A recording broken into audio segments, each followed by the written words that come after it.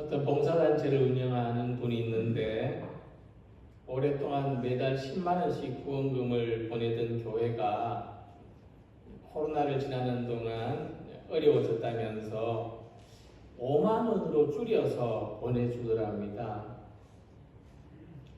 후원금을 아예 끊어버린 것은 아니지만 절반으로 줄어든 후원금을 받을 때 고마운 마음이 들기보다는 아쉽고 서운하더라 하는 솔직한 이야기를 들은 적이 있습니다. 사람의 마음이 이런 것 같습니다.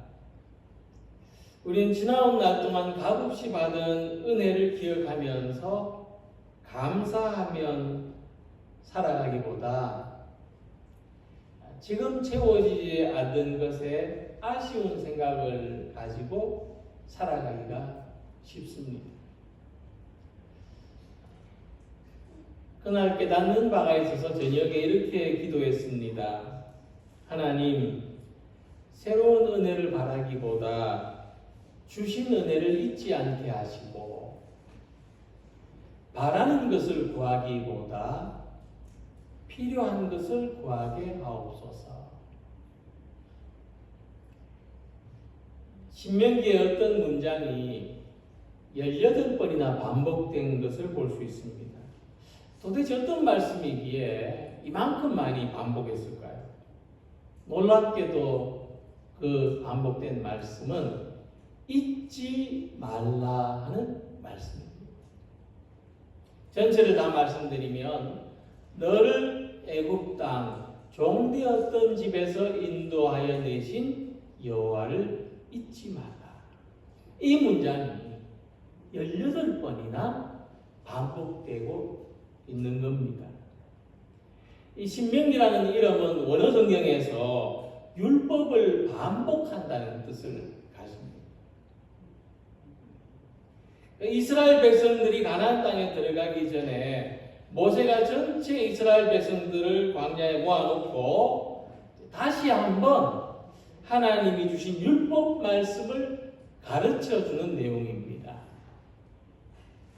가나안 땅에서 누리는 그 해방감, 그리고 자유, 그리고 주인된 삶, 그 감격을 누릴 때 무엇보다도 먼저 너를 애굽 땅 종되었던 집에서 인도하여 내신 여호와를 잊지 말라. 이 말씀을 주고 있는 것입니다. 자, 이같이 이 감사의 근원은 뭐냐면 모든 것이 하나님의 은혜라고 고백하는 겁니다. 그게 감사예요. 그래서 감사의 가장 깊은 의미는 우리 삶을 그 자체로서 지금 있는 이대로 하나님이 주신 참 고마운 선물이라고 느낀다는 겁니다. 하지만 우리에게는 좋은 일만 있는 것이 아니라 나쁜 일도 있고 기쁜 일만 있는 것이 아니라 슬픈 일도 겪고 얻는 것만 있는 것이 아니라 잃는 것도 있기 때문에 성경 말씀처럼 범사에 감사한다. 지금 있는 이대로 감사한다는 것이 얼마나 어려운지를 잘 압니다. 근데 함께 읽은 말씀에서도 이 시인은 감사하기 어려운 상황에 있습니다. 이 시편 42편을 보면은 참 감사할 수 없는 상황입니다. 기쁘지 않은 상황, 좋지 않은 상황입니다. 하지만 이 시인은 이 시편에서 감사하는 마음을 회복하고 싶어요. 얼마나 귀한 마음인지 모르겠습니다. 얼마나 믿음의 마음인지 모르겠어요.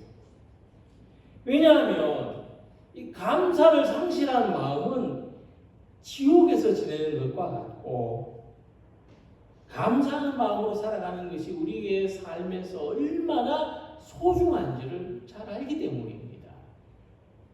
오늘 우리들도 감사의 절기를 맞이하면서 이 시인처럼 감사하는 마음을 회복하고 모든 일상을 기쁨으로 살아가기를 소망하는, 갈망하는 우리 성도들이 되시기를 바랍니다. 맨 먼저 시인은 내 영혼이 주를 찾기에 갈급하니다고 고백합니다. 자, 이 말씀을 보면은 이 사람은 지금 하나님이 계시지 않은 것을 느껴요. 그런 상황에 있습니다. 그러니까 하나님이 계시지 않는다는 것과 하나님이 계시지 않는 것 같다는 건 다르죠. 하나님은 언제나 계신데, 언제나 우리와 함께 하신데, 그런데 이 시인은 그걸 못 느껴요. 하나님이 함께 하시는 것을 경험하고 싶어서 복이 많다, 갈망한다고 해서 내 영혼이 하나님 곧 살아계시는 하나님을 갈망하나니 내가 어느 때 나아가서 하나님의 얼굴을 배울까. 물이 여기 있잖아요. 이 물을 경험하고 싶으면 물을 마시면 되죠. 그럼 뭐 찬물인지 뜨거운 물인지 미지근한 물인지 알 수 있잖아요. 근데 하나님을 경험하는 것은 또 다른 문제죠. 하나님이 계신 것을 알고 믿지만 또 경험하는 건 또 달라요. 어떤 것과 같냐 하면은 한 사마리아 여인이 우물가에 왔어요. 예수님한테 예수님 제가 목이 마릅니다. 이렇게 고백했어요.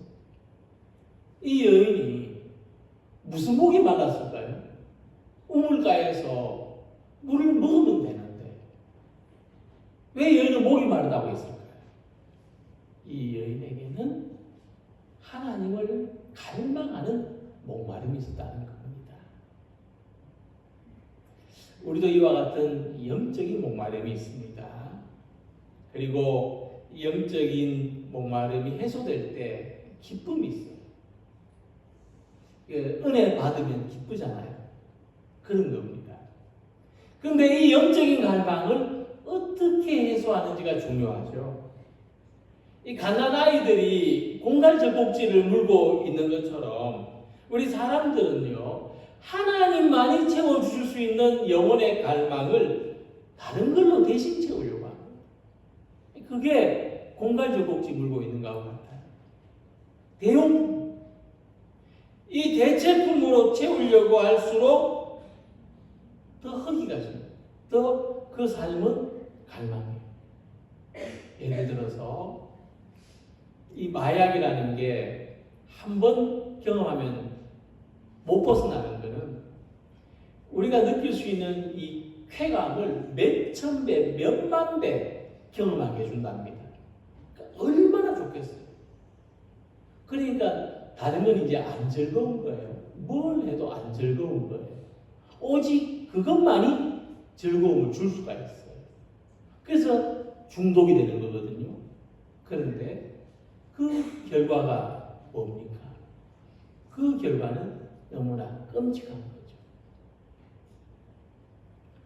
그래서 이 시인의 갈망, 우리의 영적인 갈망은 다른 일로 안 채워져요.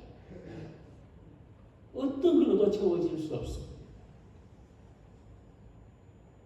그래서 이 시인은 절실히 원합니다. 기쁨으로 하나님을 예배하고자 합니다.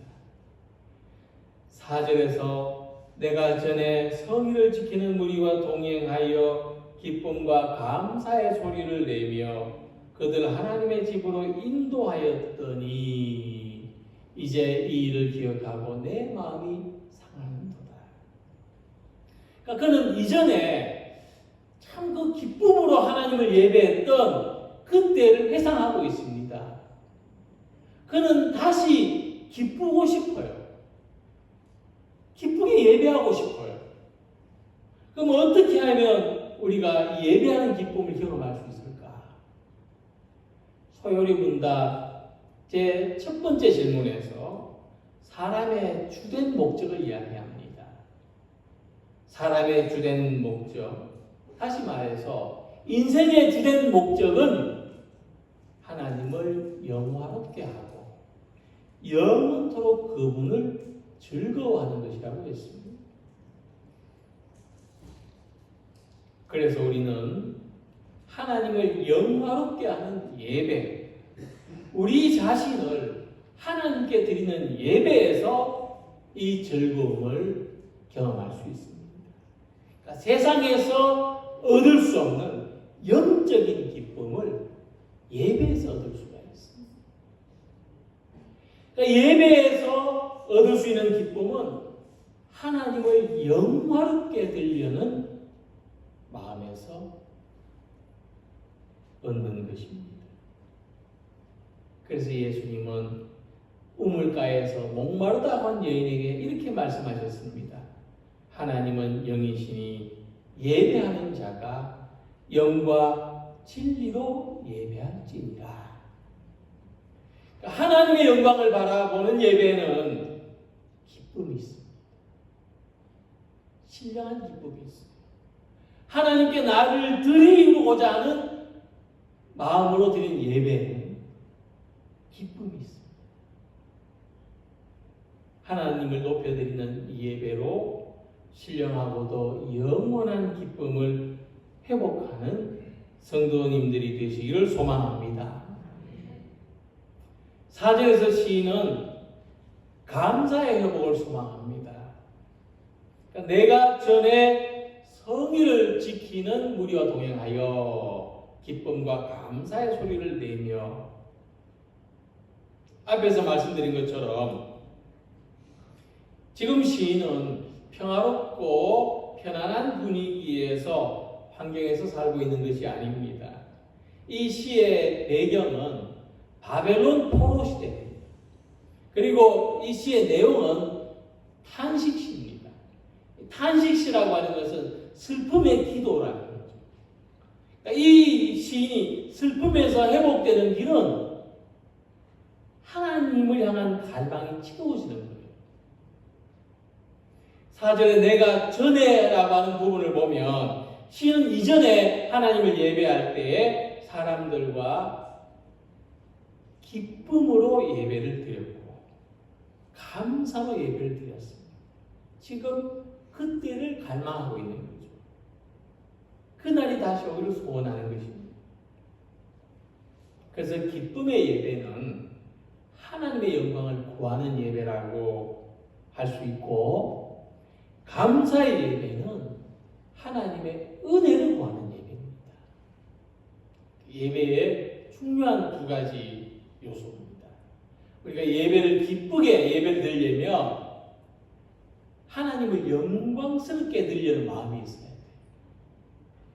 그러니까 예배에 우리가 감사하게 드리려면 은혜를 사모하는 마음이 있어야 돼요. 시편 23절에 감사로 제사를 드리는 자가 나를 영화롭게 하나니 그의 행위를 옳게 하는 자에게 내가 하나님의 구원을 보이라고 말씀했습니다. 그러니까 감사로 제 예배를 드리는 자가 하나님을 영화롭게 했고, 올바른 길을 걷는 자에게 하나님의 구원을 보여주시겠다고 하는 것입니다. 그래서 감사하는 마음이 참된 예배자의 자세이고, 감사의 예배를 드리는 사람이 구원의 은혜를 받습니다. 사도 바울이 고린도후서 4장 15절에 이렇게 말씀했습니다. 많은 사람의 감사로 말미암아 은혜가 더하여 넘쳐서 하나님께 영광을 돌리게 하려 함이라. 이 말씀과 같이 우리의 감사가 은혜를 더하여 넘치게 하고 하나님께 영광이 된다고 하는 것입니다. 그래서 이 시인은 지금 자신을 둘러싸고 있는 상황이 아무리 복잡하고 문제가 많다 할지라도 가장 중요한 것은 감사를 회복하는 거예요. 그 상황 속에서 감사할 수 있기를 바라는 겁니다. 그게 무엇보다 중요한 거예요. 그래서 감사는 현재 자기 모습을 바라보는 거울과 같습니다. 우리가 감사라는 거울로 자기 모습을 볼 때 자기에게 넘치는 하나님의 은혜가 함께 있음을 발견하게 되는 겁니다. 오늘 아침에 우리 중등부 학생에게 가장 감사한 일이 뭘까? 지금 순간적으로 떠오르는 감사가 있다면 뭘까 물었더니 태어나게 해주신 것이래요. 참 이 친구야말로 감사라는 걸로 자기 모습을 보고 있구나 하는 생각이 들었습니다.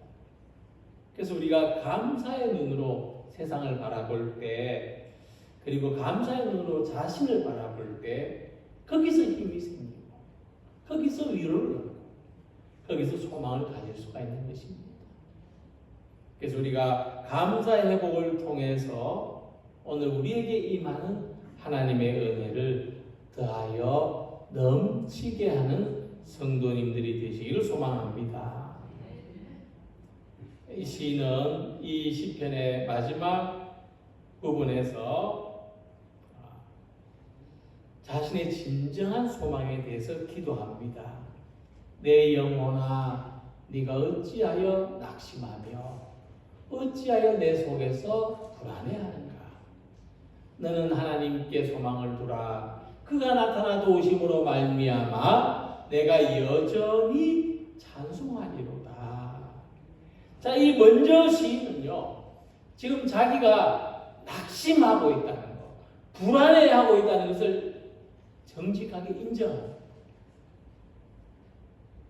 하지만 그것만으로는요, 낙심과 불안에서 벗어날 수가 없습니다.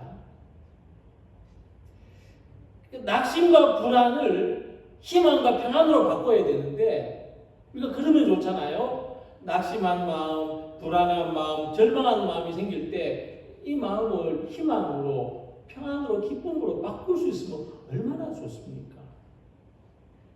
그런데 생각을 바꾸는 걸로 안 돼요. 마인드 컨트롤해서 될 수 있는 사람은 지극히 소수에 불과할 것 같아요. 그래서 시인은 생각이 아닙니다. 내가 낙심하지 말아야지. 내가 불안해하지 말아야지. 내가 희망을 바라봐야지. 이런 생각이 아니에요. 하나님의 말씀입니다. 하나님의 말씀으로 자기를 가르쳐요. 하나님의 말씀으로 자기를 무장합니다. 너는 하나님께 소망을 두라. 자기한테 하는 하나님 말씀이에요. 너는 하나님께 소망을 두라. 자기 영혼을 향하여 하나님의 말씀을 선포하는 겁니다. 이 시편을 보면은요, 너는 하나님께 소망을 두라는 이 독백이 이 시인이 처해 있는 낙심과 불안의 상황마다 3번이나 반복되고 있어요. 다시 말하면요, 지금 이 시인한테는 낙심과 불안도 3번이나 반복되는 겁니다. 얼마나 힘들겠어요. 생각하고 또 생각해도 낙심과 불안이 떠나지 않습니다.